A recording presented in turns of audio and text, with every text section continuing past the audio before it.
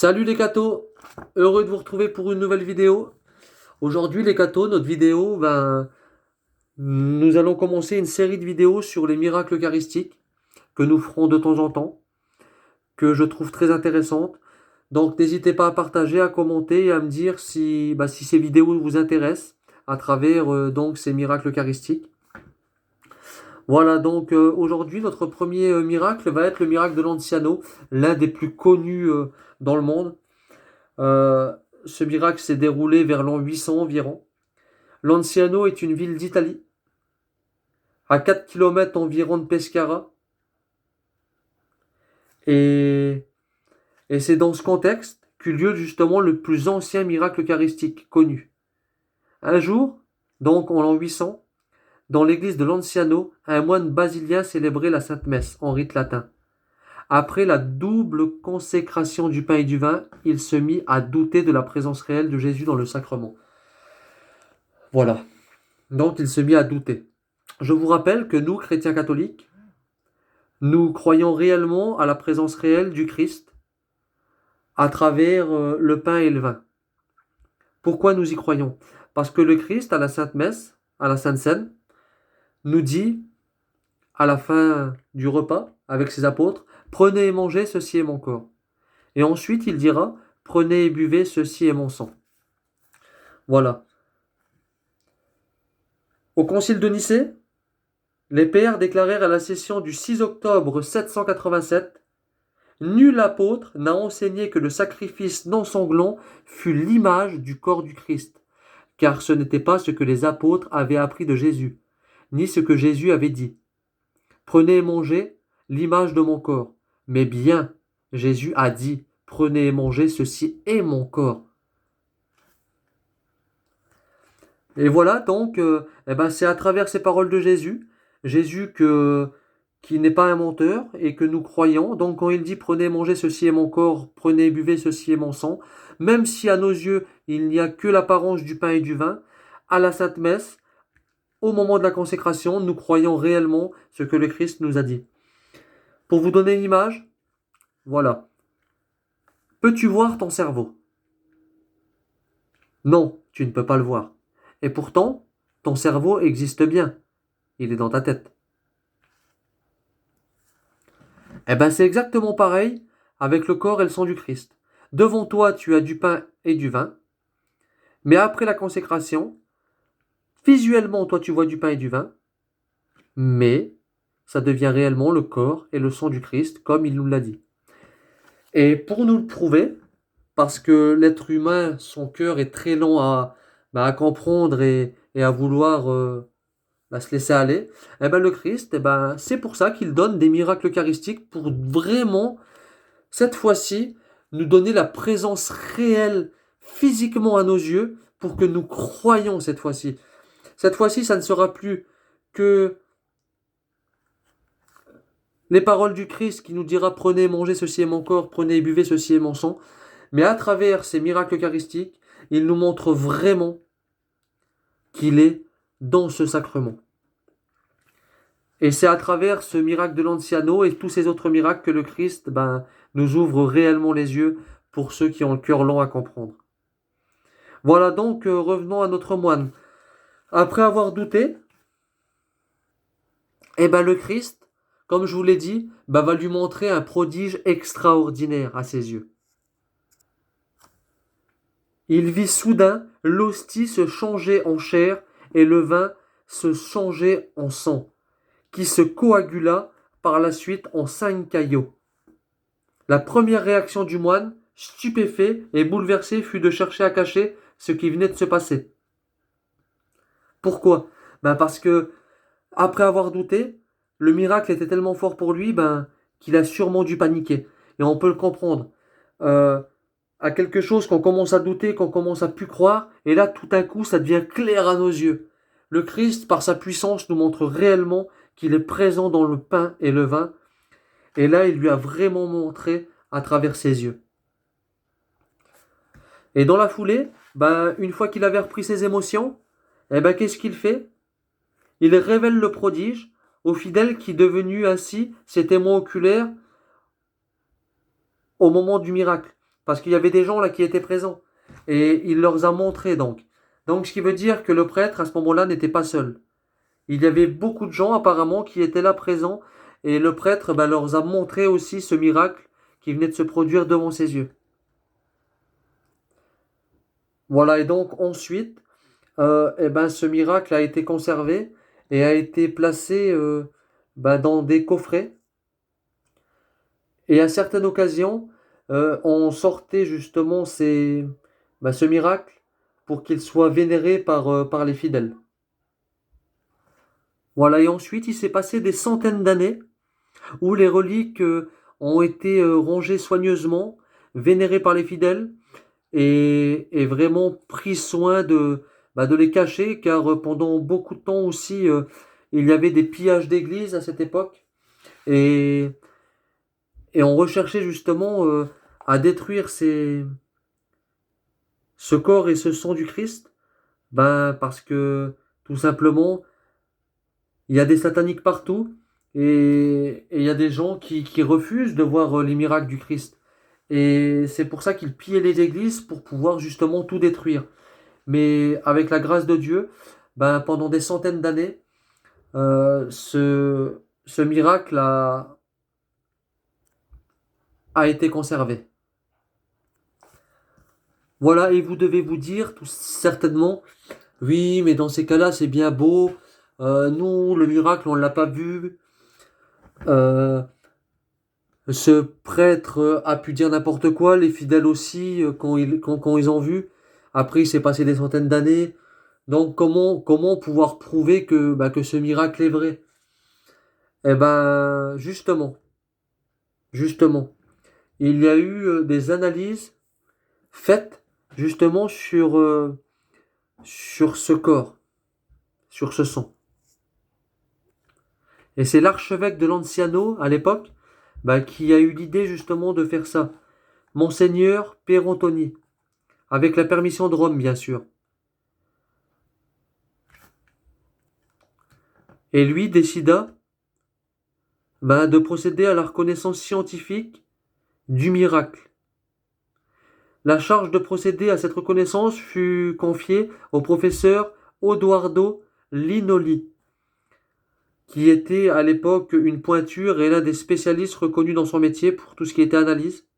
Il était assisté aussi du professeur Ruggero Bertelli, qui était un professeur émérité d'histologie à l'université de Sienne. Donc le 18 novembre 1970, donc là imaginez-vous, c'est 1170 ans après. C'est quand même énorme. Donc en 1970, on a fait un bond extraordinaire là.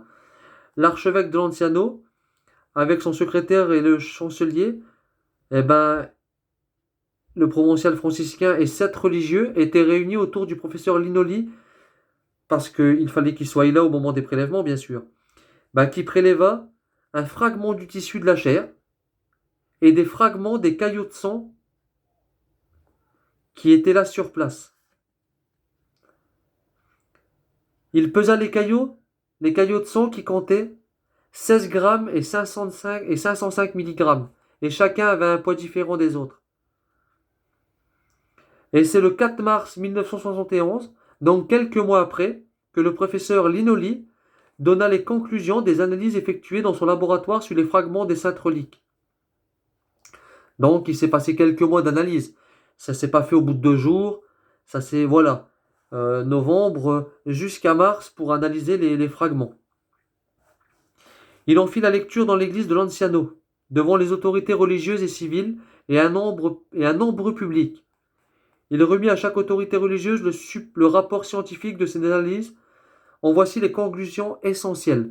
Donc là, à ce moment-là, le professeur qui a analysé ça a réuni beaucoup de monde, l'archevêque, et puis beaucoup de fidèles, et puis beaucoup de monde pour qu'il n'y ait rien de transformé, pour qu'il y ait des témoins crédibles, et pour que la vérité soit dite. Donc, première conclusion, la chair du miracle eucharistique est vraiment de la chair provenant d'un tissu d'origine mésodermique. C'est un tissu musculaire du myocarde. qui est un muscle du cœur. Et il ajoute, l'examen et la certitude des conclusions sont absolues. Le professeur ne peut avoir fait aucune erreur. Le fragment qu'il a analysé, qui a parcouru plus de 1100 années, est un fragment du cœur. Deuxième conclusion, le son du miracle eucharistique est du véritable son. L'analyse chromatographique en couche mince le démontre avec une certitude absolue et indiscutable. Encore là, il est formel. Il n'y a aucun doute, c'est vraiment du sang. Troisième conclusion, l'étude immunologique permet d'affirmer que la chair et le sang du miracle eucharistique appartiennent à l'espèce humaine. Ils sont bien de nature humaine et non pas animale. Donc là, il est encore absolu. Ce fragment de cœur et ce sang viennent réellement d'un être humain. Il affirme aussi que le groupe sanguin est AB, l'un des groupes sanguins les plus rares sur Terre. Il nous dit aussi que les protéines retrouvées dans le sang sont fraîches. Ce qui veut dire, c'est comme si qu'on venait de l'extraire de la poitrine d'un être humain. Il s'est passé 1170 ans et pourtant le sang est frais comme si qu'on venait de l'extraire de quelqu'un. Il affirmera aussi qu'il n'y a aucun produit qui a été retrouvé à l'intérieur qui servait à l'époque de des momifications pour conserver les corps. Il n'y a rien de tout cela. Bref, voici les 9 conclusions, en gros, pour faire le tour. Les matières du miracle de l'Anciano sont véritablement de la chair et du sang. Cette chair et ce sang sont d'origine humaine. 3. La chair est constituée de tissu musculaire du cœur, la myocarde. 4. La chair et le sang sont du même groupe sanguin, AB. 5. Le diagramme de ce sang correspond à celui d'un sang humain qui aurait été prélevé sur un corps humain dans la même journée, alors que ce corps et ce sang ont 1170 ans. La chair et le sang sont exactement semblables à ceux d'une personne humaine ayant réellement existé. Nulle part on n'a trouvé de reste d'une imprégnation du tissu par une quelconque substance destinée à la conversion de la momification. 8. La manière dont cette tranche de chair a été obtenue par dissection dans le myocarde suppose une habileté exceptionnelle de la part du praticien. Voilà. Il est en train de nous expliquer qu'il n'y a pas beaucoup de personnes dans le monde qui auraient été capables d'extraire cette petite partie du cœur avec une telle précision. Ce qui nous applique bien le miracle.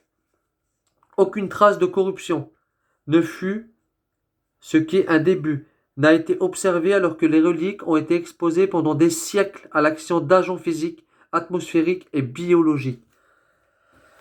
Voilà les résultats de l'analyse du miracle de l'Anciano qui a été faite, qui nous indique réellement que c'est le corps et le sang du Christ, point à la ligne. Il n'y a pas de mystère, il n'y a pas de...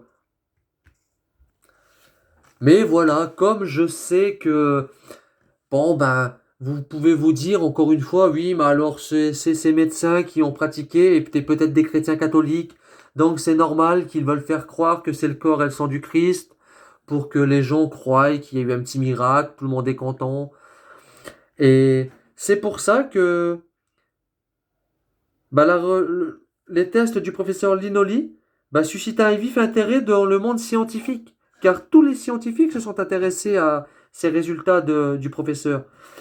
C'est pour ça qu'en 1974, quelques années plus tard, le Conseil supérieur de l'Organisation mondiale de la santé, l'OMS-ONU, nomma une commission scientifique pour vérifier par des expériences de contrôle les conclusions du professeur italien. Oui, oui, on peut dire en quelque sorte qu'il y a eu une double expertise pour vérifier si le professeur italien était un charlatan ou s'il disait vrai.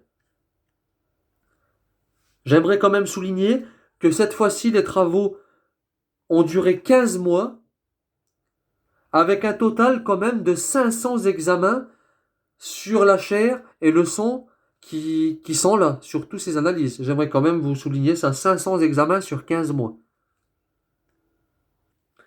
15 mois plus tard, 500 examens plus tard, la conclusion de toutes ces recherches confirma celle du professeur Linoli. Il faut affirmer que les fragments prélevés à Lanciano ne pouvaient être assimilés à des tissus momifiés. La conservation depuis près de 12 siècles, ont des reliquaires de verre de ces tissus n'ont additionné de substances conservatrices, donc il n'y a pas eu de conservateur de momification, et n'est pas scientifiquement explicable. Et il nous rajoute même une chose très intéressante. En effet, les vases qui les renferment ne suppriment ni la pénétration de l'air et de la lumière, ni l'entrée de parasites d'ordre végétal ou animal, véhiculés d'habitude par l'atmosphère.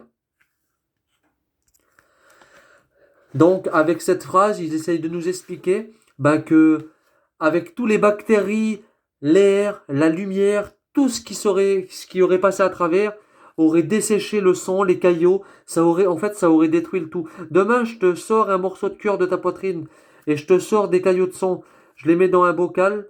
Je sais pas exactement, je ne suis pas scientifique, je pourrais pas te dire au bout de combien de temps ça va se désintégrer ou dessécher ou peu importe, mais je pense que ça ne mettrait pas très longtemps. Et là, nous voyons que c'est intact. Quant à la nature du fragment de chair, la commission déclare, sans hésitation, encore une fois sans hésitation, qu'il s'agit d'un tissu vivant en tant qu'il répond rapidement à toutes les réactions cliniques propres aux organismes vivants. La conclusion de la commission déclare que la science,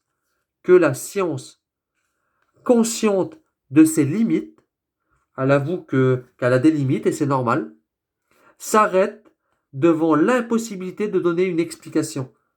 Et c'est bien normal, il n'y a pas d'explication. On ne peut pas enfermer quelque chose dans un petit coffre ou un bocal et peu importe.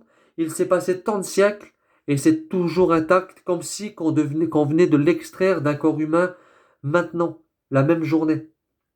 La science qui a fait des gros progrès aujourd'hui et qui continueront à en faire. Mais il y a des domaines que la science ne pourra jamais expliquer.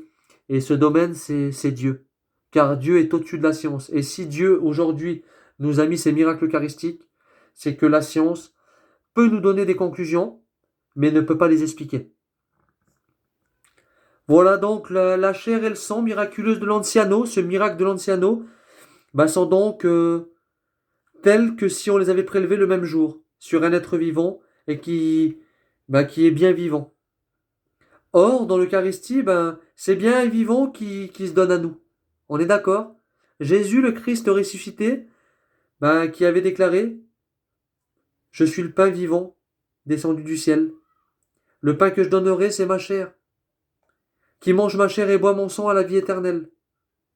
Car ma chair est vraiment une nourriture, et mon sang est vraiment une boisson. Jean 6. Quand nous communions, nous mangeons vraiment, de manière sacramentale, la chair réelle, et nous buvons vraiment le sang réel de Jésus vivant, ressuscité et glorieux dans son Église, et il continuera tout le temps à nous donner des miracles comme ça pour nous émerveiller et nous faire croire. Parce que notre cœur est lent, nous avons besoin de voir pour croire. Et à travers ces miracles eucharistiques, le Christ va encore plus loin que dans son enseignement biblique. Voilà, pour vous amener un petit peu plus loin, la chair de l'Anciano est un fragment du tissu du cœur. Or, le cœur est l'organe qui fait vivre le corps, on est d'accord? Il est l'organe de l'amour. Son cœur, il est difficile d'aimer. Il signifie l'amour plus que toute autre partie du corps. Il représente et concrétise vraiment l'amour de Jésus-Christ pour nous, l'amour de Dieu incarné en Jésus et manifesté aux hommes. Il est l'amour incarné de Dieu pour nous. La vie vient du cœur. Le cœur fait vivre. L'amour est la vie jaillissante du cœur. C'est bien ce que Jésus exprime quand il dit « Il n'y a pas de plus grande preuve d'amour que de donner sa vie pour ses amis » dans Jean 15, 13. Et c'est ce qu'il a fait pour nous. C'est ce qu'il a fait en se livrant, en se donnant par amour. Ayant aimé les siens, il les aima jusqu'au bout, comme il est écrit dans Jean 13, 1. Dieu a tant aimé le monde qu'il a donné son Fils unique, afin que quiconque croit en lui ait la vie éternelle. Jean 3, 16. Je vous donnerai un cœur de chair. Je mettrai ma loi d'amour au fond de leur être, et je l'écrirai sur leur cœur, disait Dieu dans Ézéchiel 36, 26 ou dans Jean 31, 33. Le Christ, n'est-il pas le cœur de Dieu qui se donne avec amour à la vie? Nous communions au corps du Christ dans l'Eucharistie, mais surtout à son cœur qui nous donne son amour pour qu'on aime comme lui. Ainsi, les cathos, le miracle de l'Anciano, grâce aux découvertes de la science, vous voyez, Dieu travaille aussi avec la science, permet un approfondissement insoupçonné de la foi et nous fait mieux saisir la réalité du don de Dieu, le don du Christ, du don vivant de son être ressuscité et de son cœur qui nous aime passionnément et veut être notre vie éternelle, notre vie divinisée par la sienne avec son amour. Voilà. Dans ce miracle, nous avons vu que groupe sanguin AB. Et dans ce groupe, il nous est dit que les personnes du groupe sanguin AB sont des receveurs universels. L'Église catholique n'est-elle pas universelle comme ce groupe AB que le Christ est? Et c'est bien normal, car à travers ce groupe AB que le Christ est, il reçoit tous ceux qui veulent aller à lui.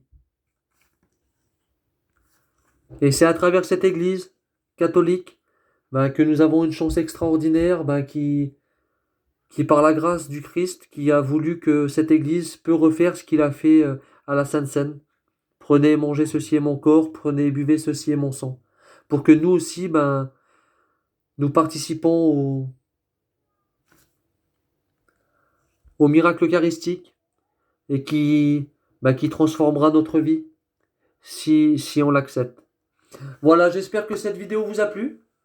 J'espère que les miracles eucharistiques vous intéressent. Voilà, n'hésitez pas à donner vos commentaires, vos petites impressions à travers ce miracle de l'Anciano, voir ce que vous en pensez, voir si vous y croyez. Et n'hésitez pas à partager. Voilà. Que Dieu vous bénisse. Et à plus les cathos.